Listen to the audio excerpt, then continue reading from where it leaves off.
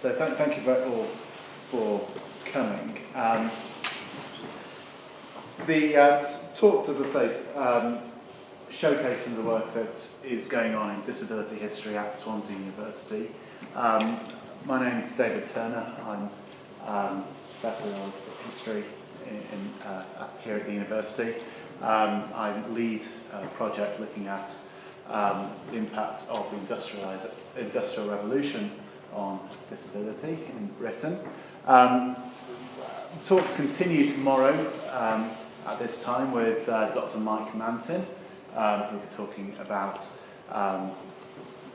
sport and leisure for deaf and disabled children in the late 19th and early 20th century.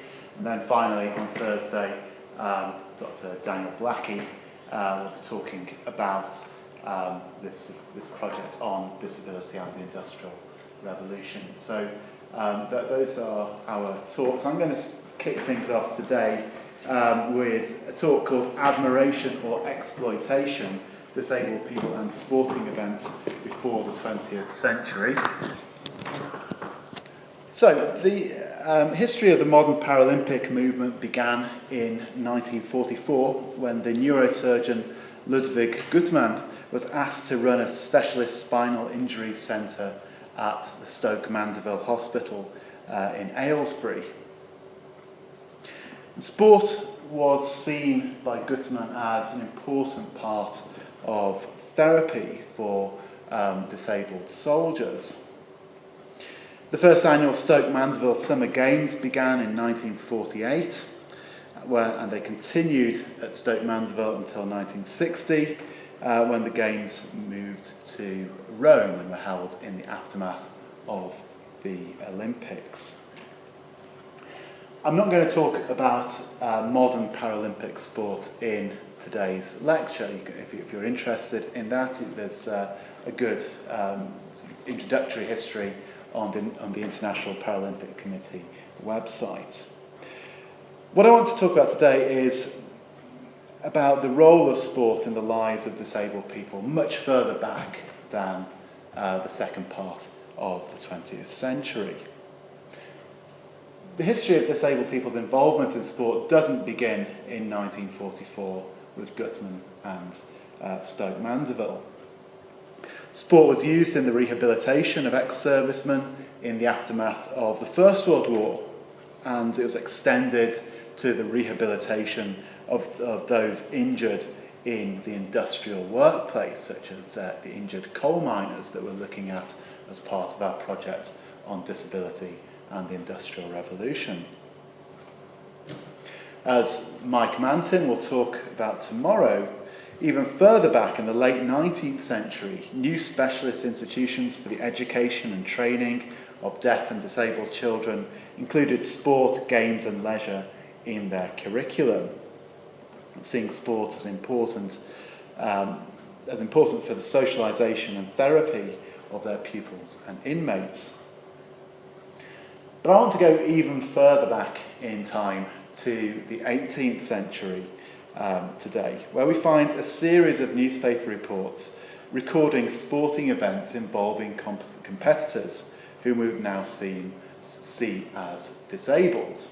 Now, the term disabled is not one which is widely used in this particular period of history. It was, we do find it used at this time, but it's usually in a very specific context, referring to those maimed on the battlefield. So the term disabled is often only applied to soldiers and sailors, not to the broader population. When we look at newspapers, we find very interesting stories popping up from time to time. Take this example from the Public Advertiser from Monday the 24th of October 1768. On Saturday evening, it said, between 5 and 6 o'clock, a man with a wooden leg ran, or rather hopped, around St. Paul's Churchyard in London for a guinea and 2 gallons of beer. This article doesn't give us very much in the way of other information. We don't know the circumstances of the wager, or what exactly he was rating. I expect, by the way it's presented, this is a race against time, possibly against the chimes of the cathedral bell. Despite an impressive performance, the wooden-legged man lost the bet because a coach crossed his path just before he reached the finish line. And this story shows some typical elements of sporting contests involving people with disabilities in this period. Involved the wagering or betting of large amounts of money, and the involvement often of drink. Thanks to the development of daily newspapers, such events are becoming more publicly visible in the second half of the 18th century, although wagers involving physically disabled or blind competitors can be traced back to medieval times. My talk today looks at these types of events and what they tell us about the involvement of disabled people in sport in history and the attitudes towards disability that they reveal. Now, I've just mentioned that the word disabled is used in quite a different sense, or a more specific sense at least, in the 18th century than today. And sport itself is very different in the 18th century compared to how we understand and enjoy it today. Sporting events were by and large amateur rather than professional. They're mostly ad hoc events, or linked to the seasonal calendar of parish festivals, fairs, and so on. There were local variations in the rules and versions of particular games, and there was, by modern standards, a strong element of cruelty. In the 18th century, you could go to watch sports involving the baiting of various animals, such as dogs fighting bulls, or cocks fighting each other. So yes, so sport is very different then to sport today, but there are some modern elements emerging. This is the era, the late 18th century, when modern sports such as cricket and boxing were becoming more formalised, and rules becoming increasingly standardised. There's also a good deal of interest in sport in the press through through sports reports in daily newspapers, and through specialist sports publications like the Sporting Magazine, which began in the 1790s, which is a fascinating publication. It contains results of various sporting matches. It also includes articles on veterinary science. So, if you're having trouble with your racehorse or your fighting cock or your greyhound, you could go there for advice. And it also included a large poetry section, which is something that you don't find in the sports pages today. I could spend the rest of this talk going on about the Sporting Magazine, but I'll move on and talk about... So how do people with disabilities fit into this late 18th century sporting culture? Historians face a number of problems when using the evidence to try and answer that question. Much of the evidence comes from newspapers, which often adopted a satirical or a humorous tone when describing events involving disabled competitors. It's easy to assume that events were cruel, exploitative, or not taken very seriously by those involved, because that was often the tone of the reporting. The truth of the stories in the press is also difficult to discern. We find the repetition of a number of common themes coming up again and again, which leads you perhaps to wonder about whether things actually happened in the way in which they were described. It's difficult to access the opinions of those who took part or those who watched these spectacles. And the attitudes of competitors and spectators may not have been the same, as I'll talk about a bit later. When we're looking at disability in particular, we find that certain types of impairment are much more visible than others, and events involving amputees are particularly well publicised in the newspapers at the time. Events involving other kinds of disabled competitors are virtually very difficult to find. They're certainly not represented in the same kind of way. Likewise, all the examples I've found involve male competitors rather than female. That's not to say that races or other kinds of events involving female disabled competitors weren't happening at this time, but they weren't reported in the press. And for those of us used to kind of modern way of reporting about sport, a lot of the details in these reports are vague or unclear. So we don't always know much about the distance people were running. We don't often know the score in competitive matches. It's quite difficult to get to the sort of detailed aspects of sporting events described. So we have to bear all these points in mind when we look at the examples that we're going to come on to now.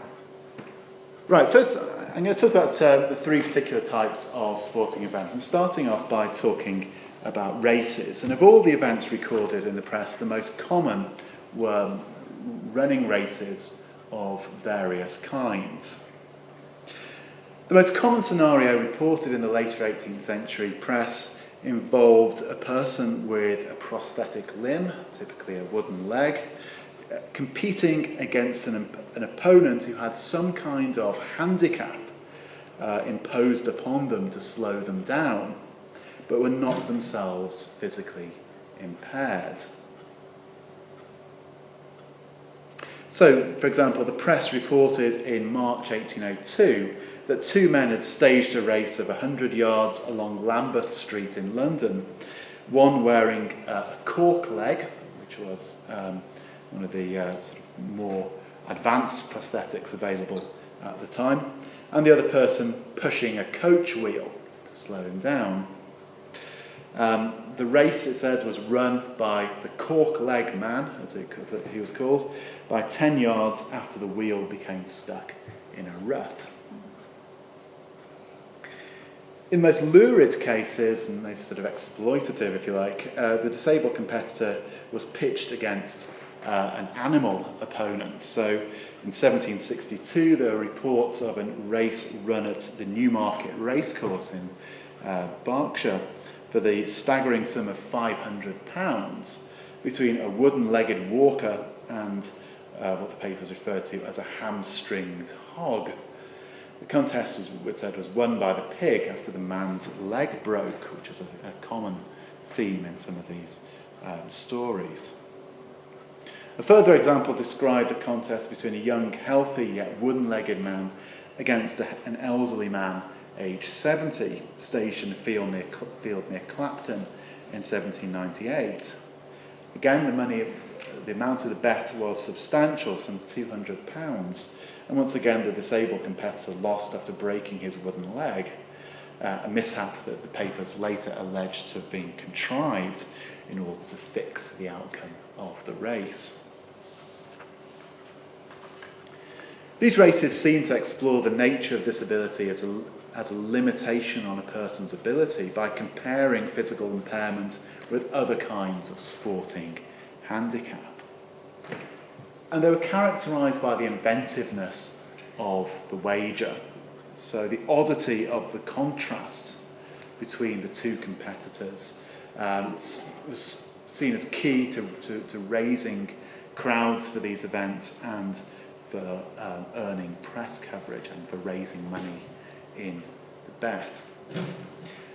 This image here shows a wooden leg from the early 19th century, similar to that worn by some of the competitors I'm talking about here.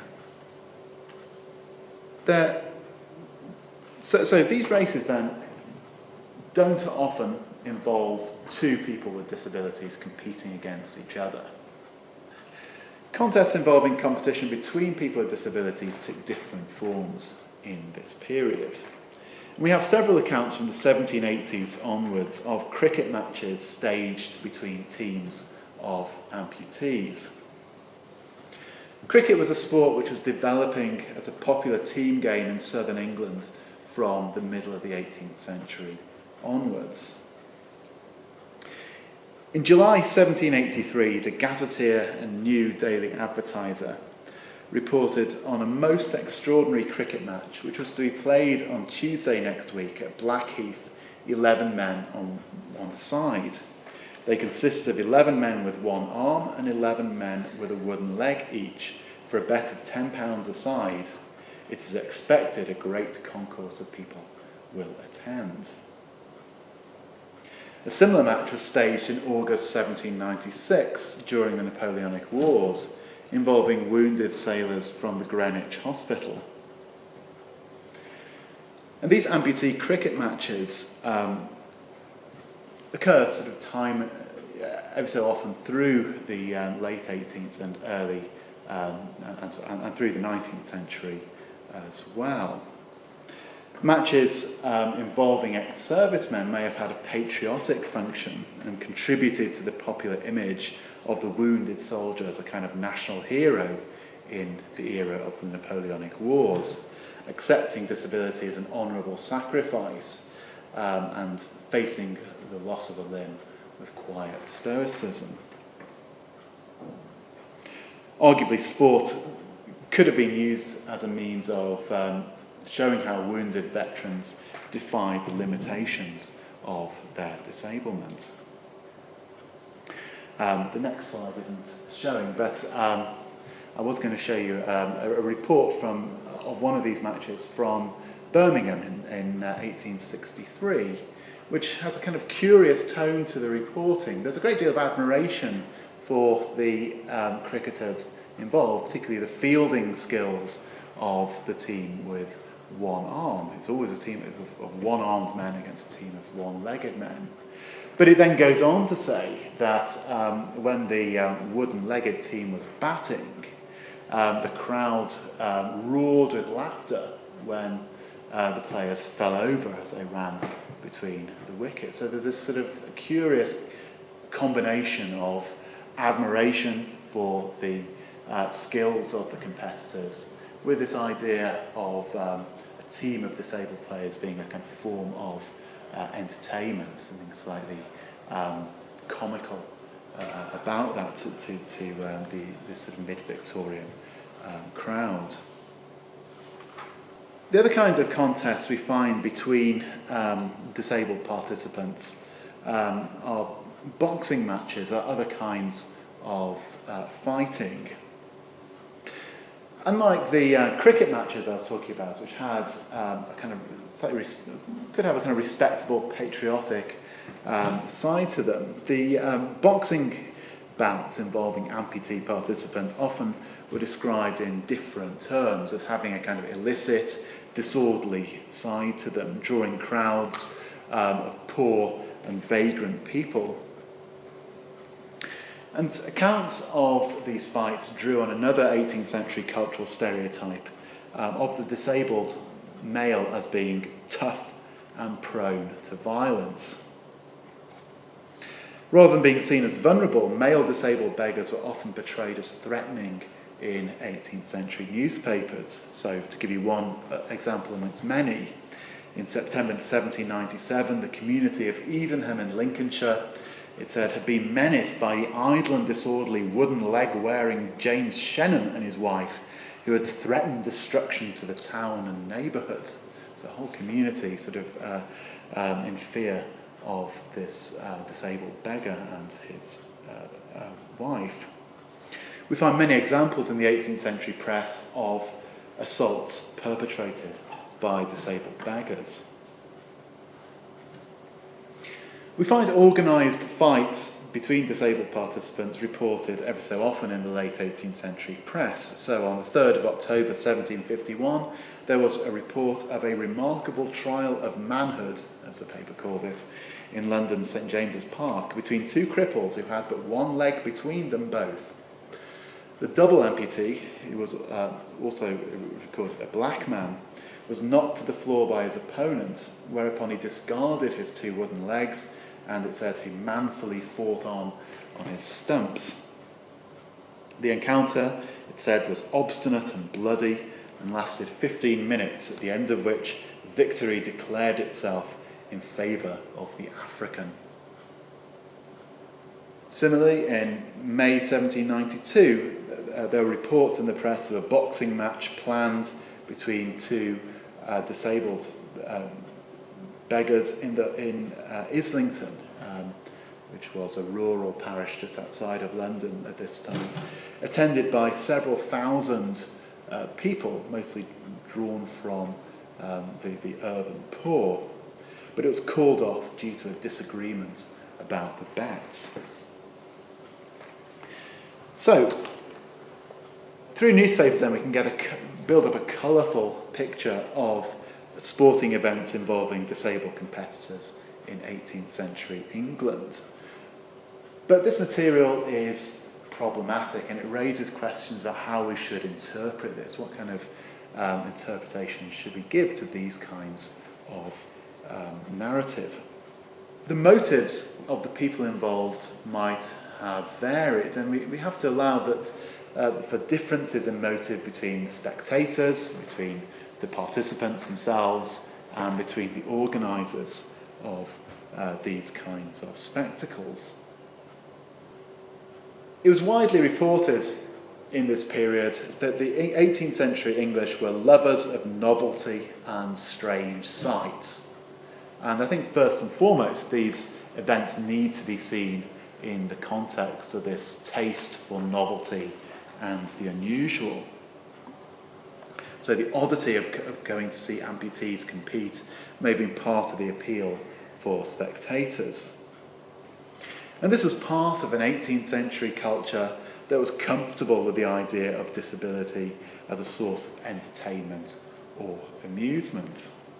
So aside from these kinds of sporting wagers, we find many, many other examples of this, so ranging from jokes to various theatrical spectacles that objectified the disabled body as a source of fascination and mockery. So we have reports of wooden-legged ballets, of crutch dances, which were a particular form of theatre, and of various comic performances, such as the rather dubious-sounding Hamlet in a cork leg and his one-eyed Queen Mother, which was performed in Leeds at the turn of the 19th century. Sadly, no copies of this survive.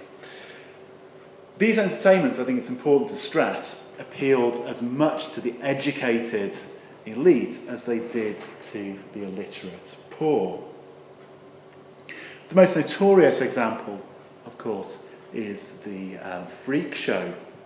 And there's a good deal of overlap, I think, between the sporting events described in the newspapers and the freak shows of 18th century England, where people with various unusual bodily characteristics were displayed to the public.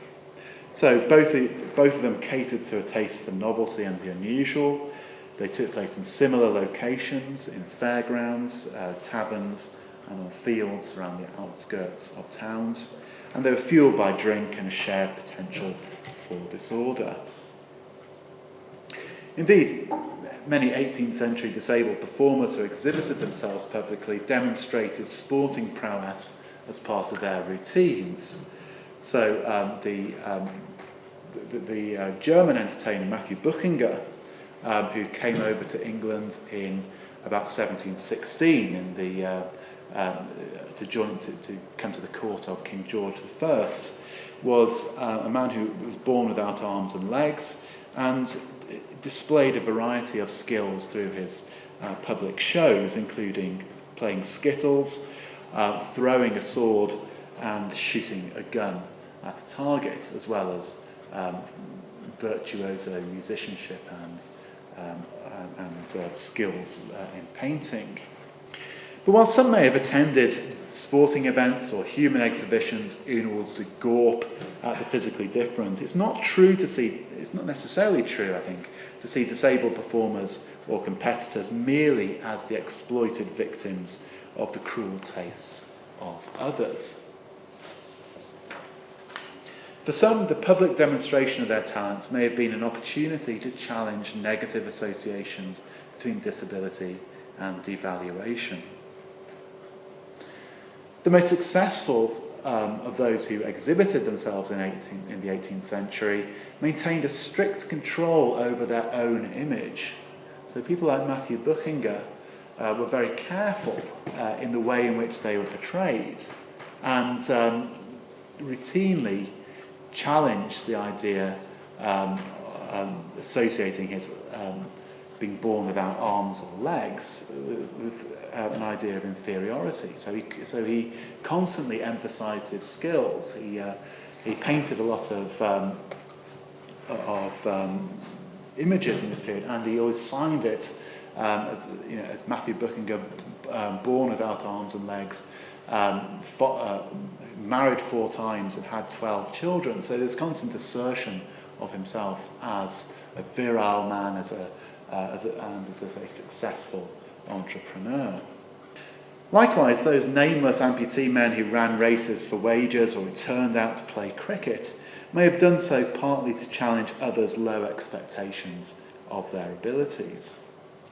Admiration, as I mentioned earlier, was an important part of these newspaper reports, as well as fascination.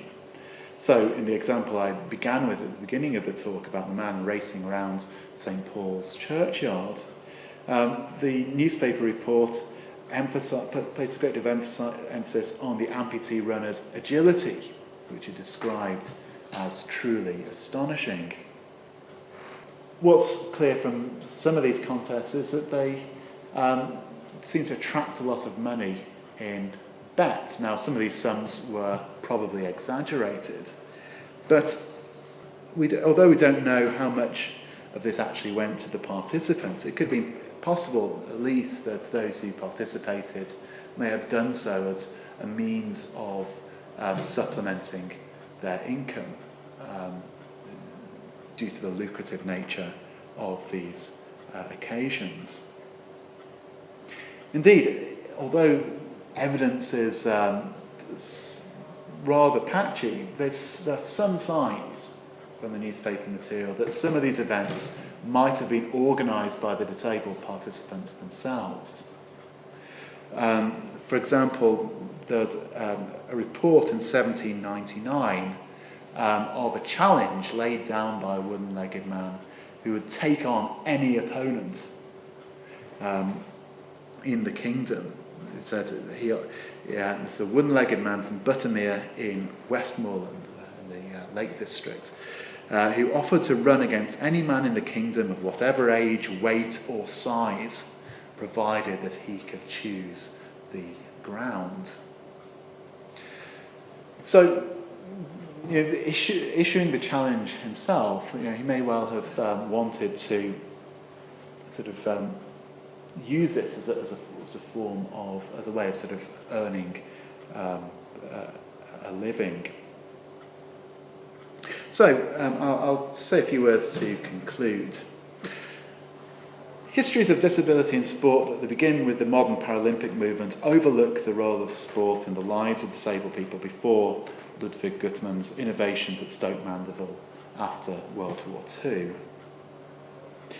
And this paper has talked about the hidden history of disabled people's involvement in sporting contests long before then, back in the late 18th century. We should not see in the 18th century reports of races, cricket matches and fights the origins of modern disability sport. I think it would be anachronistic to do so, not least because sport itself was very different in the 18th century compared to the present. Modern disability sport, as we know it, developed out of a particular set of medical ideas which saw the value of sport and exercise for rehabilitation. And this idea is completely absent in the 18th century. There's no concept of sport as offering a therapeutic value for disabled people in particular, apart from sort of very general advice that exercise was good for anybody's health. Instead, as we can plainly see from the examples I've used, the emphasis is on spectacle and novelty. So this may lead us to see these events as part of a range of cruel sports that were enjoyed by our ancestors. You can see a kind of continuity from bear baiting to cricket matches involving one-armed men against one-legged men. And that might be true, I think, up to a point. But while there may have been an element of exploitation or derisive laughter to these events, there's also some signs of admiration and indications that disabled performers might have been prepared to exploit their talents for their own ends. 18th century newspaper reports of this kind are not necessarily, not really the best starting point for looking at more positive attitudes towards disability in the past. But what they do show us, I think, is some of the ambiguity surrounding representations of disability in times and centuries gone by. Sport, I would argue, is therefore a good place to think about the complexity of attitudes towards and think about the different experiences of disability in the past. Thank you very much.